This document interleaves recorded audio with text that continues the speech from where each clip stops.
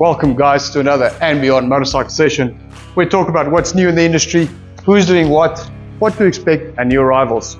You see what urban adventures is out there for the beginner and also the hardcore adventure rider.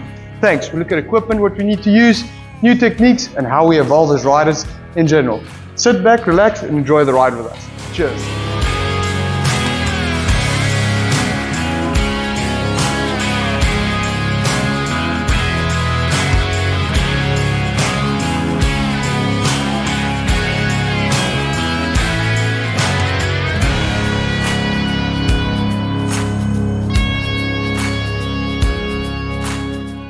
Thanks for having me.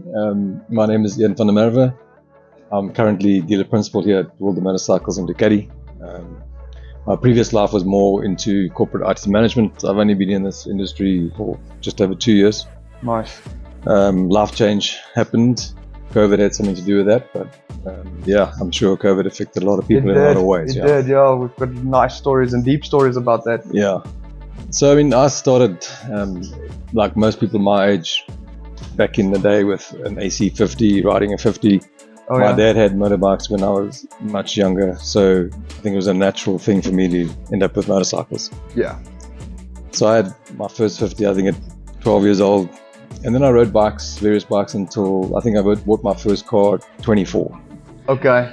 And that was a need because, you know, life pressures, girlfriends, they don't want to go out with helmet hair, and so you end up buying a car. I appreciate that, yeah. Yeah. I know the feeling. So I was, I think, fortunate to end up in the two-stroke era, which a lot of people are envious about. Yeah, and then I life started, and you know, marriage, career, kids. So I couldn't afford having the toy or the luxury of a motorcycle as well as all that. So I ended up not riding bikes for probably 24 years. So back in the early 2000s or 2008, 9, I ended up buying another motorcycle. And how that came about was I got married in 91. My wife never knew me as a motorcyclist, but it was always a passion of mine from having a motorcycle so young. And it was a guy at work at the time. There was this beautiful BMW 1150 parked outside as the entrance of the lift, and every day I have to walk past this bike, and I think, geez, and you just knew this is a beautiful bike. I need to get back into biking. It's in my blood.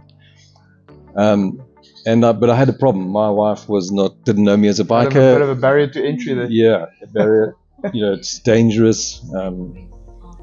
So eventually, I just put it aside at that time, and it was always a wish. And one day, one day I was sitting in a doctor's appointment room, I think, and I was reading this magazine, waiting like we all do, waiting for the call. And I read this article about a guy riding a bike in Namibia, coming over a hill and finding this family in their Land Rover and their trailer obviously had an accident, rolled the vehicle, all their stuff's all over the place. Madness. And in this article he was saying, you know, life can be so short, and if you want to do something in life, you must do it, and you must do it now. And that triggered me to say, hold on a minute, I've got this passion for motorcycling and I'm ignoring it because there's a barrier. So I had to address the barrier, as you call it. Yeah. Which took a lot of negotiation, costly negotiations. I can imagine. I can just imagine. But eventually, you know, I just said, I'm doing it. Yeah. So, and I thought, well, I consider myself a biker. I should be able to just ride this thing. And then I jumped onto one of the forums out there at the time, a small off-road forum. And I introduced myself like you do, and I said, I'm getting my bike next week, whatever. And somebody came on and said, just be careful, you need to do some training because you've been off the bike a long time, 2 decades or more. You need to seriously look at training because the success rate of people returning is not that good, implying that a lot of guys fall and some of them. So I thought, maybe that's something I should look at. And I recommend that strongly now. So I thought, well, let me go on some training. And so I booked a course. They did a course at BMW here in Swartkops. And there's a complete beginner where you start on a bicycle, but I only went the second day because I had been riding the motorcycle. So when I started riding the bike, I felt a bit rusty, and the weights of the bike was different to obviously the bikes I'd been riding 20 years ago. The energy management.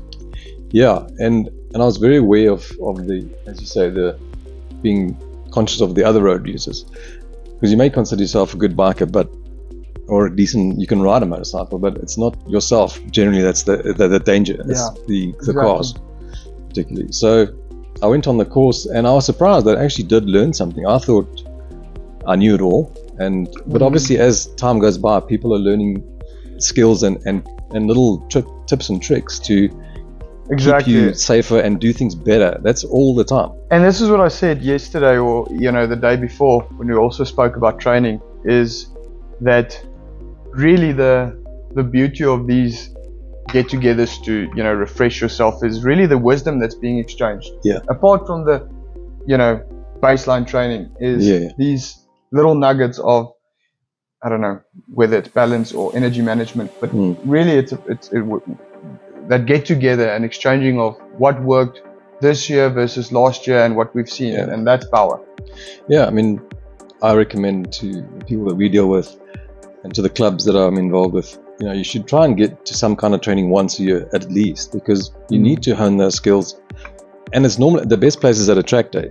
And in those times you'd go to a track day, but they'd spend the first hour doing some training. So take you onto the circuit, do some collision avoidance training. And I think that's why a lot of guys maybe do fall, is you get a fright when there's an incident, and if you have that locked on deer in the headlight thing and you don't actually respond, you're going to hit the object, because that's where you're looking. That's right. So that training's there for an hour. You need to try and practice that, and while you're riding, be thinking of, okay, this is a car there, if something happens, where's my escape? Those things that you learn. And I think and so we come to an end of another andBeyond motorcycle session. We had a good chat with either the average rider or hardcore adventurer. Like myself, I sit there and I see if I can extract knowledge or wisdom or any small tip or golden nugget. I hope you got something out of this, and I look forward to seeing you on the next one. Cheers, guys.